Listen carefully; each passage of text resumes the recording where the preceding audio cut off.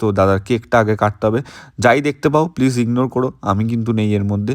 But সত্যি কথা বলতে বন্ধুবান্ধবের মধ্যে একটু মজা করতে গেলে অনেক কিছুই হয়, সেটা নিয়ে চাপ নেই। তো এই বলতে বলতেই আমাদের দুটো কেক সামনে চলে আসলো, আর দুটো কেক সামনে আসার সাথে সাথেই দীপঙ্কর দাকে বললাম, দাদা শুভ কাজটা তাড়াতাড়ি করো, কারণ শুভ কাজটা তাড়াতাড়ি না করলে এই হোয়াইট ফরেস্টটা আমি খেতে পাচ্ছি না। হোয়াইট ফরেস্ট আমার কিন্তু দারুণ লাগে। আর এর ডিটেলসে কিন্তু ল্যাথখোর ফুডি লাইফস্টাইলের পেজে বা ইউটিউব চ্যানেলে দুটোতেই কিন্তু ভিডিও আছে। তোমরা চাইলে কিন্তু লাইফস্টাইলটা আমার সাবস্ক্রাইব করতে পারো, ফলো করতে পারো। আর চাইলে কি করে দাও তাড়াতাড়ি, যদি তুমি 50টা ফলোয়ার্স আমাকে বা 50টা সাবস্ক্রাইবার্স আমাকে করে দাও, তাহলে তোমার জন্য থাকবে বিরিয়ানি। তাহলে বিরিয়ানি খেতে হলে তাড়াতাড়ি করে দাও, কি বলছো গো? আর সত্যি কথা বলতে এত সুন্দর একটা আয়োজন যে আমরা সত্যি কথা মস্তি করেছিলাম, দারুণ মস্তি করেছিলাম সবাই মিলে একসাথে।